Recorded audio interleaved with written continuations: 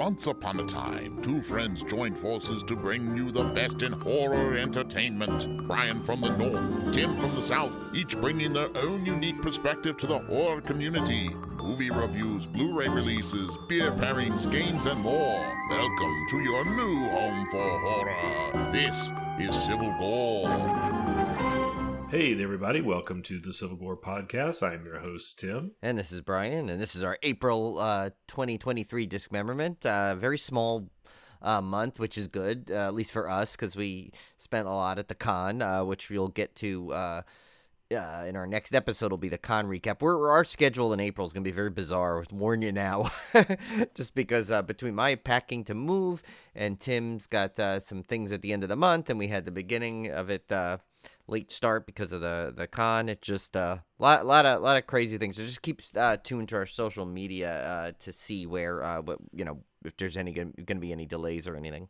Yeah, but be patient with us because we do have some great stuff coming up. I think we came up with a great summer slaycation idea this year, which is going to be a lot of fun. We've got a ton of interviews lined up, I think. So there's going to be a lot of great content coming. It's just going to be April's going to be a little sparse just due to all the travel and other things going on.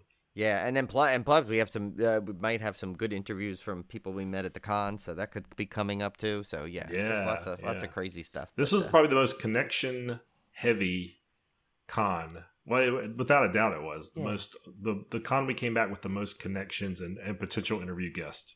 Yeah, so, we even met a dog that might come on. So, that's right. But more on that later.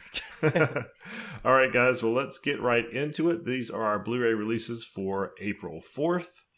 And first up is one that I've been looking forward to watching for a while now. It was nominated for a Fangoria Chainsaw Award. It is going to be exclusive to Screambox. That is Yellow Veil Pictures' Living with Chucky documentary.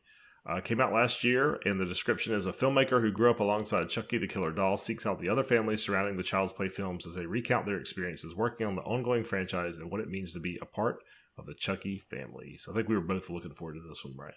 Yeah, because any time we were big horror doc fans, as you know, and so Chucky is due for one of those like all encompassing docs. I think we had the Friday the 13th one, Nightmare on Elm Street. I mean, pretty much every major franchise has got one.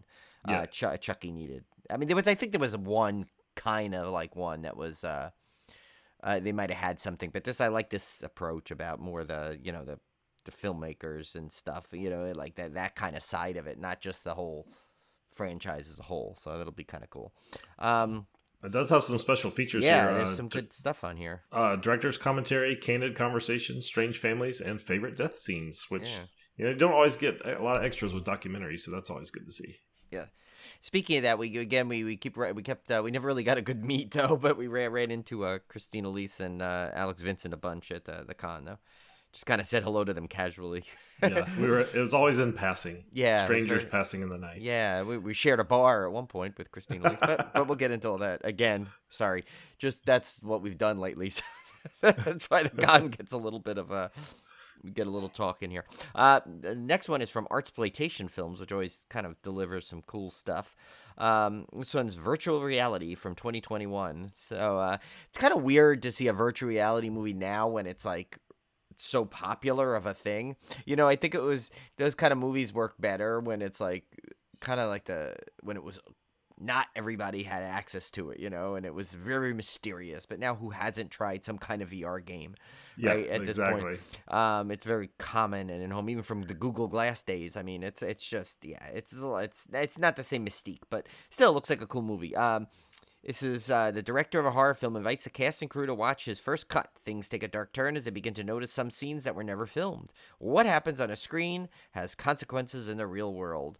So that plot has kind of been done, but guess they're using the VR tool to it. But I do like the whole angle that the director, kind of invites the horror film in there. But I don't think you don't get that from the trailer. You don't really know why they're all there. But either way, it looks like the trailer's kind of decent. Makes it look intriguing enough. There is, unfortunately, that's all you get on said trailer. Just a trailer. List. Yeah. Our pick of the week of only 3 releases this week. So Brian and I picked this one. I'm going to fair warn you about this because these movies are absolutely terrible, but they're so bad you almost have to own them just so you can show other people how bad they are. Yeah, and the fact that, and I love when they take a movie that is so bad, or a franchise is like this kind of little trilogy here that's so bad, yet they give you every special feature that like a real legitimate like blockbuster would get on a Blu-ray. Yeah, I think the trailer has 13 hours of features. Yeah. Which I don't even know how they came up with 13 hours.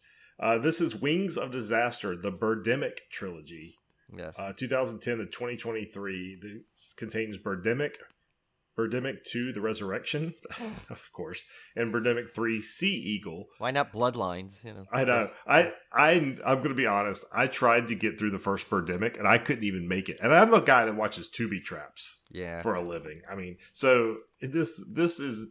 Code and I think watched the second part of the second one once. Oh my god! It's one of those where just go watch the trailer. I can't even explain it.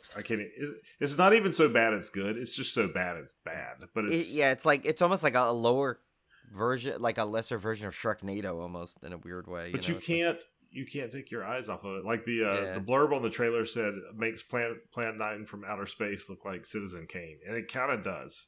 I mean, that's how bad these movies are. But they're also so bad. You're like in astonishment at how this ever got made, and that's kind of the joy of watching them. So listen, if I could sit through multiple films about a killer toilet, I'm sure I could. Birdemic will be no problem. All three of them. Oh my gosh! And 13 hours. I should almost challenge myself, buy this thing and watch every little second of this set. All right, so this one has an audio commentary. Oh, well, let me start with Birdemic. This is the first one. Audio commentary director James. How do you spell it? I think James Gwynn. Audio commentary with stars Alan Bogg and Whitney Moore. Deleted scenes. Birdemic Experience Tour featurette. James Gwynn on Movie Close-Up. Movie Head, The James Gwynn Story. Teaser. Birdemic Experience 2010 trailer. Teaser trailer. Theatrical trailer. And electronic press kit. What is the experience? That's what I want to know. I don't know. I think the movie itself is the experience. Yeah, but like what else do you need? You know, but... Birdemic 2, The Resurrection comes with an audio commentary, director James Gwynn, audio commentary, producer Jeff Gross, and actors Alan Bogg and Thomas Favaloro, audio commentary with cinematographer, 3 commentaries, audio commentary with cinematographer Bobby Hacker and actress Whitney Moore, cast and crew interviews, behind the scenes, and trailer. And then the final one, Sea Eagle, comes with introduction by director James Gwynn, audio commentary with James Gwynn, audio commentary with cast members Ryan Lord, Julia Colbert, and Alan Bogg, audio commentary with Birdemic 2, The Resurrection background actor and 4-time Jeopardy champion Andy Wood and his neighbor Tony. No, why? Festival that highlights. Has to be the most random appearance. We can't get a podcast. We can't get on one of these discs, but this guy and his neighbor Tony is on there. His neighbor, I love that. His neighbor Tony, I love it. Trailer and additional special feature limited edition lenticular cover art on the box set. I can't imagine sitting through this movie once, much less watching every audio commentary because these have multiple commentaries. I don't know, but I had to pick it as pick of the week because it's just so bizarre. Like if you have this on your shelf, like to put it on when you're like have friends over drinking or something, it would be a good time. I think. Yeah, but don't you think I should if I get this thing, I should make that its own little challenge. Oh, although I am kind of still doing the Amityville things. I don't know how I can suffer both, but yeah. Wait till they combined it. Watch, they'll do Amityville Birdemic or something. So to recap the week of April 4th, we had Living with Chucky from 2022, Virtual Reality from 2021, and our pick of the week, Wings of Disaster, the Birdemic trilogy. Yes. All right. Moving right along. April 11th gives us a little more to work with here. 7 releases this week. There is also a Quiet Place reissue if you're looking for that one on Blu-ray. We're going to skip our pick of the week and go straight to Decal Releasing's Infinity Pool, which came out this year, and one that was really high on my list to watch. James and M. Foster are enjoying an all-inclusive beach vacation in the fictional island of La Toca when a fatal accident exposes the resort's perverse subculture of hedonistic tourism, reckless violence, and surreal horrors. And of course, this is a Brandon Cronenberg production, and the apple didn't fall far from the tree with him. He makes some movies just like his dad. Yeah, The Possessor was nuts. Yeah, a lot of these Or is it just Possessor? I always get it confused. Yeah, Sometimes Possessor. I add the to things, but Yeah, Possessor, which I really like that one. So Yeah, I that think one I'll was like good. this one as well. Oh yeah, no, this one I've been really way like I have it on order already. It's like it's one of the things. Although the monolith is on it, it's about to be deconstructed. It's like Ooh. it's still ordering things though, like it because it knows that it will like the mighty phoenix will rise again someday. So that'll be a joyous day. Uh, Next release is a Shout Factory release. It's Bless the Child from 2000. They remember this Kim Basinger vehicle from years ago. It says a nurse raising the daughter of her troubled sister learns the girl has supernatural power and must protect her from evil forces hoping to harness it. She is aided by an FBI agent. Great detail there, summary. Yeah, so this one has an audio commentary by director Chuck Russell and visual effects supervisor Joe Hynek. That's a name, such like a George Carlin name, like when he's like, you need a tough guy's name. Chuck Russell. Yeah, that's a great name. Yeah, that's Chuck Russell is the kind of guy that'll like sit there, smoke a pack of Marlboros while he's like balancing on a skateboard with one toe or something. Just these weird things and with a pack of smokes. Poor Chuck Russell, though. Apparently he's also a director with a feature film, and I can't say I did that. Bless the Child. Also, it's a documentary here. It says Bless the Child, a look inside with cast and crew interviews and the theatrical trailer. All right, coming up next is RLJ Entertainment's Scare Package 2, Rad Chad's Revenge from last year, which Brian and I really loved. Great follow-up to Scare Package, which we also dearly loved. When horror guru Rad Chad Buckley's funeral turns into an elaborate series of hilarious death traps, the guests must band together and use the rules of horror to survive the bloody game. This one has a director commentary on a film that comments on other films with still better commentary tracks. That's great. And, we've had Aaron on, who the creator, of course, of Scare Package, and that is so up his alley and perfect sense of humor type of thing to put on there, Yeah. Making of the film, but still not making sense. Bloopers and scenes cut to get under 199 minutes. Spot the reference with the help of horror icons. Rad Chad's ad hijacked, and most of the best parts in 90 seconds. Yeah. So even the extras have a little bit of sense of humor there. Yeah, well, Aaron Kuntz is he's a good friend of the show now, and just we always have a great time chatting with him because he definitely has his finger on the pulse of the horror community. So. Yeah. He knows what they like. Next one is a Full Moon release, and it's Sorority Babes of the Sly Ball Bowl-O-Rama 2 from 2022. It said the babes are back, and so is everyone's favorite wish-granting, murder-loving, mischievous gremlin, the Imp. The Pi Ep sorority house has seen better days, but the girls are intent on gaining some new recruits. With house mother Auntie Snake and as their guide, the naughty hijinks and hilarity begin. Meanwhile, though, the Bowl-O-Rama bowling alley has a bad break-in and a break-out with the escape of the magical and murderous imp. It's a fight for survival, with only one mysterious girl holding the answers to the riddle of the imp's wish. So, yeah, Tim, you nailed it, because I saw this already. It's pretty much a copy of the first one in terms of everything. Just kind of like it doesn't have the same magic as the first one did with the cast, but it does have Kelly Maroney in it. That adds to it. And the imp is always fun. It's like a fun character. I still want to see this one. I'm getting ready to sign back up for Full Moon because I haven't seen the newer Puppet Masters, the Dr. Death that came out. Oh, you got to see Dr. Death. And I want to see this one. I want to see all the baby oopsies. So there's tons of stuff for me to watch now. It's worth signing back up. Yeah, no, Full Moon is like that's. I just pay the yearly fee, get it for $60 a year, and to me, it's where I use that it's one of the most used apps streaming services that I have actually, because I'm always like whenever I can't think of something to watch, I just want something like quick and easy to watch. I just flip on the Full Moon app, and I always find something new to watch on there. Yeah, those guys are great. Next up from Epic Pictures, we have Woman of the Photographs. This came out in 2020. A misogynistic photographer begins a twisted romance with a woman suffering from body dysmorphia. Yeah, that's that one I told you about. Remember that I watched the trailer, our screener for it? It was really good. I liked it. So yeah, it looks really creepy. I actually want to see this one. Yeah, it's very slow moving. Yeah, very, very slow moving, but I know, Tim, you definitely like the slow burns. Not that it really ends in much of a burn, but it's just it's slow and methodical and creepy and just but very interesting. Like it never fails to hold your interest, which is pretty good considering there's like really not many action sequences per se in this. Very nice. But yeah, I think you'll like that one. And speaking of Baby Oopsie, Tim summoned him, and he's back. I swear to God, I think the first one just came out, and they're already at Baby Oopsie 3. Oh yeah, they crank these out like on a weekly basis. I think.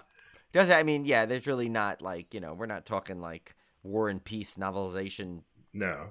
Here that they're basing it off of. It says, witness Sybil's last gasp effort to take down Oopsie's evil cabal of satanic toys while trying to save her friend Ray Ray's soul. This is the big demonic toy smackdown you've been waiting for. Yeah. This is Baby Oopsie 3 Burn Baby Burn. Yeah, no special features on there. Full Moon's discs really don't. I mean, some of the Puppet Masters did in the beginning, but like now they just churn these things out. They're just about getting it out there. I think their site offers enough little bonus stuff that's probably how they kind of justify it. Yeah. Because, a lot of the movies on there will have little special feature things sometimes, and they have like I think that David Delval like shows things in there, which gives some good info too. So there's a lot of cool stuff.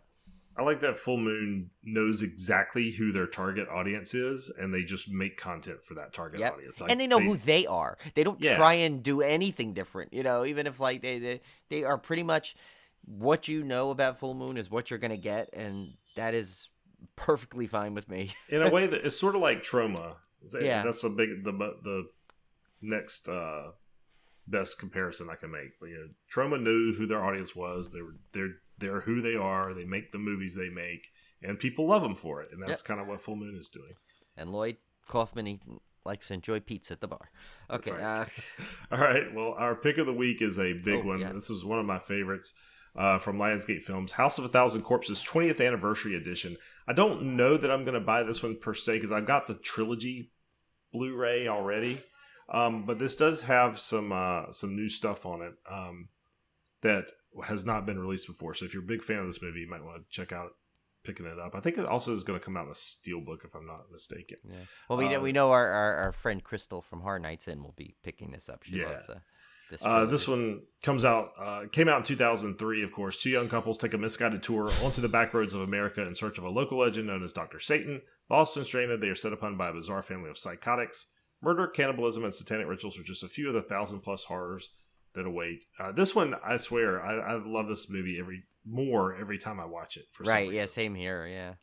And same thing with now the third one I need to rewatch because the third one I wasn't as impressed. I love Devil's Rejects, I absolutely love that one, but the third one, for some reason, I liked it, but it just didn't quite live up to my expectations. So I'm curious to go back and watch. I need to just rewatch this whole trilogy again. Yeah. Box set has exclusive special features, so they're going to release this as a box set, and they're also going to release it as a kind of standalone Blu-ray. The box set features that are exclusive just to it is an illustrated outer box by Graham Humphreys, illustrated poster by David Hartman, 10-page photo book curated by Rob Zombie with illustrations by Graham Humphreys, and 6 illustrated art cards by David Hartman. If you don't want any of that, then you can just pick up the standard, which has a director commentary, making of featurette, casting footage, rehearsal footage, cast and crew interviews, and theatrical trailer on disc 1. And on disc 2, a new bonus disc of never-before-seen special features from Rob Zombie. Cast and director interviews, Rob Zombie, Sid Haig, Bill Moseley, Sherry Moon, Karen Black, Rainn Wilson, Chris Hardwick, Aaron Daniels, Erwin Keys, Jennifer Johnston, Wayne Toth, behind the scenes, 5 on-set behind-the-scenes segments, Dr. Satan Test, Professor Test, electronic press kit, and a teaser trailer. So really packed disc if you like that movie. Yeah, not to keep bringing up the con, but didn't someone called Tim out on his Rob Zombie thing? Who was that? Was it it was done in jest? It was done in jest. Yeah, the Bowman and Butcher guy. That's right. Yeah, that's right. Okay. Yeah, he called me out on my Rob Zombie apologist thing, or he thought I hated Rob Zombie. Yeah. But it's kind of funny. He's like, "Are you the one that doesn't like Rob Zombie?" I don't hate Rob Zombie. Like a lot of his movies I like. I'm actually a Rob Zombie apologist originally. Yeah. So, yeah. So yeah, I just hate certain movies. Yeah. So, all right. So to recap the week of April 11th, we had Infinity Pool, Bless the Child from 2000, a Kim Basinger vehicle. Scare Package 2, Rad Chad's Revenge. Sorority Babes and the Slimeball Bolorama 2. Woman of the Photographs from 2020, Baby Oopsie 3, Burn Baby Burn, and our pick of the week, the 20th anniversary edition of House of a Thousand Corpses. All right. Moving on. Again, I'm telling you, this is a short week. month and a short week on top of it. 2 picks of the week, so we're only going to give you one regular title here. For the week of April 18th, we had RLJ Entertainment's Kids vs. Aliens that came out last year. An all-time rager of a teen house party turns to terror when aliens attack, forcing 2 warring siblings to band together to survive the night. Looks pretty fun. Definitely capitalizing off the old Stranger Things trend right now. I even get a little Psycho Gorman vibe in there. Very much so, yeah, very much so. Has an audio commentary by director Jason Eisner. Slime Time, the making of Kids vs. Aliens featurette, storyboards, and original trailer. I definitely want to check this one out. Yeah, this one looks fun. I think this might be on Shudder now, right? I think it could be. Yeah, if it is, I'm gonna set up for this weekend. Yeah. So I guess we'll do my pick of the week first. Now, granted, Tim's pick of the week is probably something more in line that I normally would have picked, but I think I just picked this because I just loved everything that this movie represented this year. Because it was something that like got it really gave me an theater experience that that I haven't had in a while, based off of not really going to the theater as much from the pandemic on and stuff. And when we saw Spider-Man, which was the biggest movie I saw during the pandemic, it was kind of an empty theater. It was only all of us, which was my Julie's family, and maybe a couple other rows were filled at the time. We just managed to catch a lighter show. So but this going back into the theater, I mean, Megan was kind of fun like that, but this one really captured the what I loved about going to a movie because of all the laughter and the cheering and clapping at everything. And that was, of course, Universal Studios' Cocaine Bear from 2023. Conan and I saw that, as I reported on the show. And this was inspired by the events that took place in Kentucky in 1985, during which a 175-pound black bear ingested 88 pounds of pure cocaine. Now, in this one, it's it's funny, he keeps eating the cocaine. So, but I don't know if that's how it really took place, or if in the real life they just ate in one big gulp. This one seems like he's almost like Popeye, spinaching it in, But yeah, I know, like Tim said, it would have been, not to rub it in, but Tim's it would have been better in the theater, because I think I watched this one at home with the family, which, I mean, it was a fun movie, but I can imagine how wild the theater was going on during some of those scenes. You kind of lose that in the home experience. Yeah, I mean, especially one of the kills. I mean, basically people were almost jumped out of their seat. Yeah. In pleasure. Sick pleasure, that is, but pleasure nonetheless.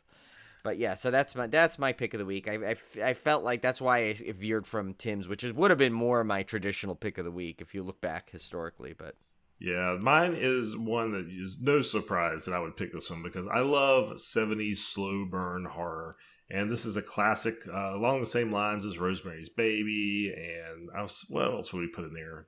The Omen, kind of The Exorcist a little bit. Kind of The Exorcist a little bit. Audrey Rose. That even more so. Yeah, more definitely, Audrey Rose. Definitely in that vein, and that is Shout Factory's release of The Haunting of Julia 4K. Again, with Mia Farrow and Keir Dalia, I think, is in here. 1977, bereaved mother Julia flees her controlling husband, Magnus, reestablishing herself in an old house in leafy West London. Yet she finds herself haunted by apparitions of a ghostly blonde-haired child, sending her on a strange journey of self-discovery with dreadful consequences. And this one has some great extras on here. New 4K restoration of the film from the original camera negative. Newly remastered CD soundtrack with 20 minutes of previously unheard music. New audio commentary with director Richard Loncraine and Simon Fitzjohn. I have to say, by the way, I have a theory. If you notice, you could put Fitz, and I won't use our last names just in case people we get so popular that people try and stalk us down. but just think of like that. If you put Fitz in front of any other last name, how cooler it sounds. Like Cone. We always mention him, right? Look at that, Fitz Cone. Doesn't it just makes him sound more? And you could just picture the top hat and cane. It's like you put it in front of anything. It's like it instantly classes your name up. Yeah, look at that. Even Luke Fitz Skywalker even works. I mean, this thing, it's a miracle putting Fitz in front of any other last name. It just works. There's a dirty joke about that name too. Fitz. Yeah, but I won't repeat it here. We have our first film historians coming up. We have new audio commentary. The film historians Jonathan Rigby, no relation to Eleanor Rigby, and Kevin Lyons. No, but he does have a relationship to Kathy Rigby. the famous Olympian and Peter Pan portrayer. But that's where the similarities end, of course. We've had him before on here. That's right. Because he hates gymnastics and Peter Pan. And when he gets together with John J. Johnson, Kevin Lyons, who is our next film historian, and Alan Barnes to play golf, John insists they call them team the Fantastic Four, F-O-R-E. And Kevin Lyons once hosted a movie review show in college on the campus radio station called Inside the Lion's Den. Also, fun fact, he was heir to the Lions restaurant chain. And another interesting fact is that when he gets together again with Alan Barnes and Jonathan Rubin, now coming in from his angle of it, he still wants to call them the Fantastic Four. Very nice. See, it's just that's what they are. They're the Fantastic Four. They This need was more golf teams out there, I think. Yeah. This has a new video interview with composer Colin Towns, new video interview with production designer Brian Morris, new video interview with associate producer Hugh Harlow, new video essay by film historian but grandfathered in, so she doesn't get a made-up biography, new video essay by film historian Kat Ellinger, theatrical trailer, optional English subtitles, collector's booklet, and exclusive 3D lenticular hard case. A lot of lenticular cases going around this month. Yeah, I can never stop laughing every time I see Hugh because I always think of that movie, the movie North with Elijah Wood. And everyone goes, we don't want Hugh. And they blend it so it sounds like he's saying you. Yeah, I haven't seen that one in a long time. Wow. Yeah, that's a great movie. Yeah. All right, so just to recap the little tiny week of April 18th, we had Kids vs. Aliens from RLJ Entertainment, Cocaine Bear, which was Brian's pick of the week, and my pick of the week, Shout Factory's The Haunting of Julia 4K from 1977. And that brings us to our last week of April, only 4 releases this week. And if you like lesbian vampires, oh boy, you're in for a treat. Yeah, this is like packed this week. Yeah. The Thing 2011 remake is getting a Walmart exclusive steel book, so I'll just throw that out there if you're interested in that. But our first featured release here is from Discotheque Media, and it is Suicide Club from 2001. This description is great. On a day like any other at Shinjuku Station, 54 smiling schoolgirls throw themselves in front of a train in a spectacular splatter of blood. This shocking scene opens Sono Sean's cult suspense about a suicide epidemic sweeping through Japan and the police's rush to find the cause behind the separate yet seemingly connected deaths. I feel like that would be almost more today. Like, it's from 2001, but it would fit today with all these weird TikTok challenges. Yeah, and I mean, Japan's been one of those countries that's had a lot of issues with suicide. Yeah. So this kind of seems like a very on-topic horror film for them. I don't know what to think from the trailer. The trailer's kind of strange. Yeah, the trailer's weird. Look, it didn't really give anything away. Yeah. But it's funny because, like, when you did that 54 smiling schoolgirls, I always think, remember the movie Bugsy with Warren Beatty, where he's like, 20 dwarves took turns doing handstands on the carpet. That's what it sounded like you were going to say when you're like, 54 smiling. Or, like, I could picture you as a chef going, 54 smiling schoolgirls, and then falling down the stairs with a whole bunch of pies. Oh, that's an old school Sesame Street reference. Yes. But speaking of old school, we go with Arrow's got a release here called From Lover's Lane. It's from 1999, not related to Lois Lane. I don't think I ever heard of this movie in 1999. You know, honestly. I've seen it on lists before, and I may even have seen like clips and some kind of horror thing. But anyway, this is not. Yeah, this is very. I don't think it's that memorable though. But I swear to God, this description for it is almost probably longer than the movie. Right. Just the most romantic place in town becomes the scene of a bloodbath in this grisly horror story. Mandy Anderson, Erin J. Dean, is a pretty teenager who has more than her share of emotional baggage to deal with. When she was 5 years old, Mandy's mother was killed by a psychotic who tore her apart with a metal hook. Adding shame to Mandy's shock, her mother was murdered at a notorious local makeout spot with her lover, while her husband, Tom, Matt Righty, was the police officer sent to investigate the murder. That is such an 80s thing. Yeah. Like a plot type of thing. It says, and young Mandy was with him while he was on patrol. 13 years have passed, and Mandy is attending high school along with Michael Lamson, Riley Smith, and Chloe, Sarah Lancaster. Mandy isn't especially close to either Michael or Chloe. Wow, it's just going on through the whole thing. Yeah. don't know why they made me laugh. It like introduced him so detailed just to tell him she's not even close with him. Anyway, so she's not especially close to Michael, Chloe, as she's still trying to keep her emotional distance from the trauma of her past. But they're forced to come together when Mandy learns the man who killed her mother has escaped from a mental hospital, and is on the loose. So, yeah, like Tim said, I know what you did last summer when you didn't have a budget. Yeah. And I wrote, typical high school slasher without the budget. That's pretty much what you get from here. But it's obviously, if it made it to Arrow, there must have been some kind of cult following for this. And it's got some decent features known for Arrow's releases. It's got a new 2K restoration from a 4K scan of the original 35mm camera negative, 2 versions of the films, the widescreen 1.85:1 version and the full frame 133:1 version. So if you want to see it as horribly as possible, you can watch the full frame version. Yeah, for those that like their movies a little less quality. Yeah, if you want to just really leave out any kind of cool cinematography in there. It's got a brand new audio commentary with writer-producers Jeff Miller and Rory Veal.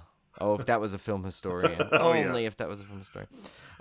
Screaming Teens, A Legacy of Lover's Lane featurette with Jeff Miller and Rory Veal, and actors Matt Righty and Carter Roy. Original trailers, Image Gallery, reversible sleeve featuring original and newly commissioned artwork by, is that Island or Ian? It's 2 eyes, right? I think it's, or it might be, I think it's Elin or Island. Oh, okay.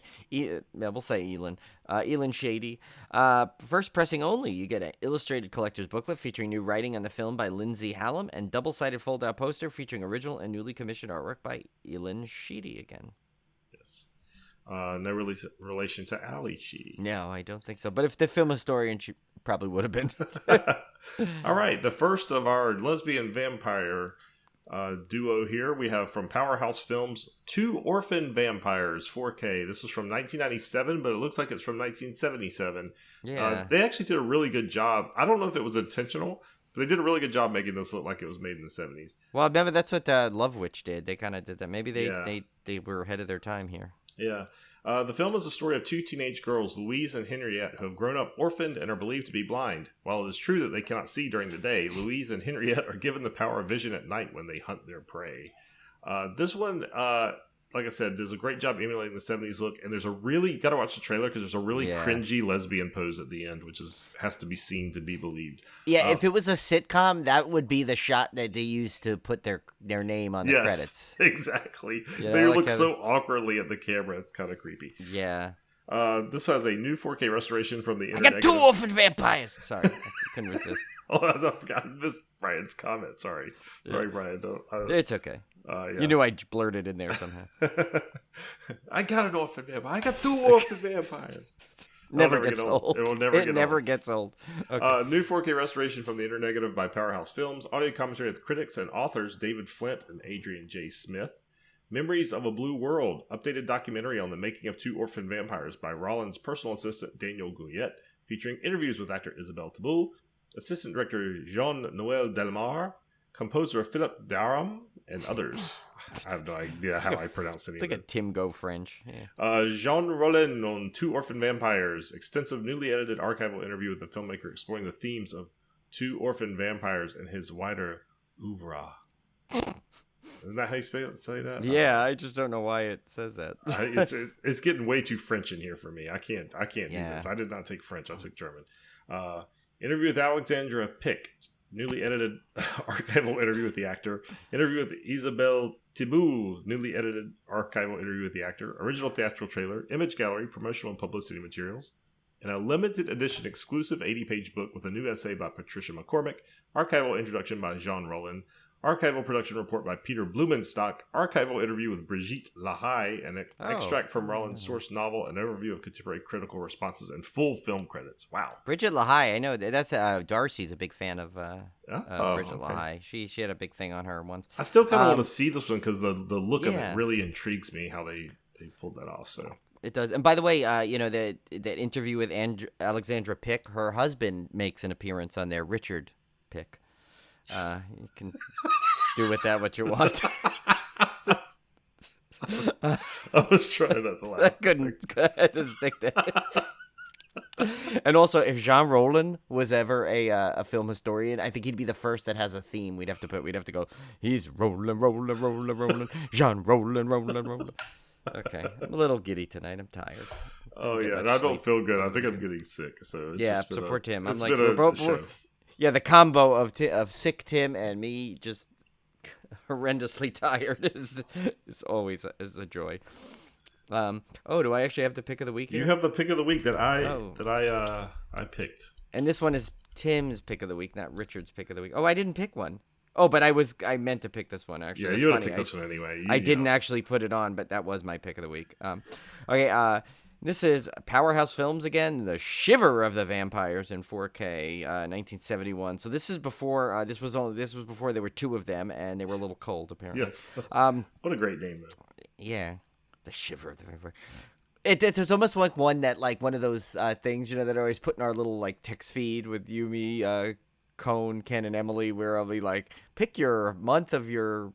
The month you were born and the color, and this is your horror movie title, The Shiver of the Vampire. That's what it is. Yeah, that really does. Yeah. Anyway, it's about a young honeymooning couple stopped for the night at an ancient castle. Unbeknownst to them, the castle is home to Dr. Frankenfoot. No, I'm just kidding. The castle is home to a horde of vampires who have their own plans for the couple. And yes, Tim is a sucker for 70s vampire Saint erotica. As we know, Tim's type is very easy to curate if you're trying to look for Tim's movies. I wrote it's a very Tim movie, but not that this is not why it's a Tim movie. Just the Vampire 70s is the Tim movie. But then I also wanted to point out the trailer has lots of nudity, unsurprisingly. Anyway, it's got a 4K restoration from the Internegative by Powerhouse Films. Audio commentary with director Jean Rollin. Okay, audio commentary with Sylvia Crystal. Oh, I didn't know she was. She did this. From Emmanuel to Chabrol, author Jeremy Ritchie. That's a brand new one, 2023. That's actually really updated. Of course, Sylvia Crystal was great, and she was known for the Emmanuel. But what I was gonna say, she was always great. She had a funny role in that movie, Private School, that Matthew Modine, Phoebe Tate's Vehicle, where she played like the sex education teacher. And she made the guy like fall in the pool because she was like, he asked her what she teach, and in her French accent she goes sex education. He got all excited and fell in the pool. Anyway, tangent reversed. We do have a new film historian. This is Virginie Salave on The Shiver of the Vampire 2023. Appreciation by the author and film historian. So not only you get a write up, but you get his appreciation for it. Nice. Or her, actually. I think it's a her. Anyway, so about Virginia Salavi, she hosts a show about the hottest low-budget films called The Floor is Salavi. But that's terrible. Okay. But also, she was confused with Virginie Stevenson, who lives in New York. So Virginia Salavi, who now lives in California, goes by the name West Virginie. And the other one just goes as Virginie. Yeah, so that's pretty good, actually. That's a pretty yeah. Good. That's I was going to say it was might not be my best work, but reading it, I felt good about it. That was pretty good. Yeah. Then Rouge Vif from 2023, updated documentary on the making of The Shiver of the Vampire by Roland's personal assistant Danielle Goyette. Introduction by Jean Rollin, featuring filmed appraisal by the director for 1998. So I guess everyone's appreciating this film and praising it. That's why you should pick it for your pick of the week. I know. It's got to be the pick of the week, just for that. Interview with Jean Rollin by Patricia McCormick. Lengthy discussion filmed in Paris. So you're not getting just like a few back and forth here. You're probably getting like tea, crumpets, and a long conversation. And a croissant. Yeah. Oh, yes, a croissant. Speaking of that, I had that cronut I sent you guys a picture of. So good. Was that a good one? That was like a strawberry something in there. I forgot. Still the best pastry I've ever had. Period. Yeah. Period. It's pretty. And I know people say, "Oh, I had a cronut at my local donut shop," but it's not the same. Trust me. This is the man who created it. Yeah. He perfected it. He spent 2 years making it. Everyone comes out perfect. And Tim can tell you we have how many witnesses do we need to bring on? Cone will tell you. Yeah. It's perfection. Anyway, so the deleted scenes, the sex sequences filmed for the export market. So all that nudity we saw in the trailer apparently was deleted. for us American audiences, but then they brought it back for when it was exported. Well, actually, no, it was probably from France, so it was probably we might have been the target for all I know. I don't know. Oh yeah, I don't know. Maybe. Yeah, we're probably the target. They know this American likes their like the vampire Satan erotica. It's got original French, English, and German theatrical trailers. That's Tim, so you can watch it in all your languages. There we go. It's got an image gallery, promotional and publicity materials, and a limited edition exclusive 80-page book with a new essay by David Hines. An archival introduction by Jean Rollin, an archival interview with the director Peter Blumenstock, who that's a good thing for a name for a filmmaker. Blumenstock, Blumenstock. Gets his Blumenstock footage. An archival interview with actor Marie Pierre Castel, Andy Votel on Acanthus. I don't know what that is. Right here, the mysterious group behind the film soundtrack. If only I read. Continue to read. My questions are being answered. An overview of contemporary critical responses and full film credits. That is something. An 80-page book. Yeah. Well, I mean, both of these seem like a companion set. So it looks like these were. Yeah. Like I think you're gonna have to get both. You need 2 powerhouse films. Then you got 4 lesbian vampires. And the shivering. Get him a coat. Okay. They have no clothes on through most of the trailers. No wonder That's true. shivering. No wonder why. Yeah. No wonder they shiver. Jeez. Isn't that bad? The older I get, the more I see a naked woman, and I'm like, man, she must be really cold. I know. That's if that's our first thought, what happened to us? What happened? Okay. All right, so to recap the week of April 25th, we have Suicide Club from 2001, Lover's Lane from 1999, 2 Orphan Vampires from 1997, that's a 4K version, and our pick of the week, Shiver of the Vampires 4K from 1971, and it's very 70s, and it's very lesbian-y, and it's very vampire-y and very satanic-y. Yes. So you get all the best of all the things Satan's I love erotica. about 70s horror right there in one film. So again, April was a short month. I would probably expect May is probably going to be a little light too. Heading into the summer, they tend to just kind of not hold. They kind of hold back on some of these releases, I think. So it's not a big. You don't have any major holidays. I know June is massive for Severin. It has like a whole bunch of stuff coming. And Chow Factory I think has a few in June for some reason. I don't know if it's a graduation what they're trying to celebrate or I don't know. Be, yeah. So, or try to get in on the whole summer movie craze, summer blockbusters. People are in the movie watching mood. I don't know. Yeah, all I know is I've been I must have seen about 10 in the last 2 days, like box sets and special editions releasing from Severin and Shout Factory. So there's gonna be a lot of good stuff. Like Creepshow 3, I think, is one of those. Yeah, I saw that. There's the Shaw Brothers set or something from Severin. There's a new Italian gothic horror set that looks really cool. It's coming out. So I have a feeling June's gonna be one of our big dismemberments. Yeah, that go on for I days. can't wait for our summer slaycation too. We got such a brilliant idea and some brilliant movies lined up. And you may see some random teases even coming up for it with no explanation whatsoever. But but maybe it'll have clues and you can figure. You know what we should do if people can figure it out before the slaycation debuts? Maybe they get something from the prize closet. Yeah, and I've got a big prize closet now, so. Yeah. We definitely need to start sending some stuff out. All right, guys. Well, we will see you back here next month for our May Discmemberment. Again, stay tuned for our social media. Thank you for your patience while we're kind of working through the move and the travel and everything. We will be back on regular episodes soon enough. So just keep glued to our social media and we'll let you know when that's going to happen. Take care. Yes. See ya.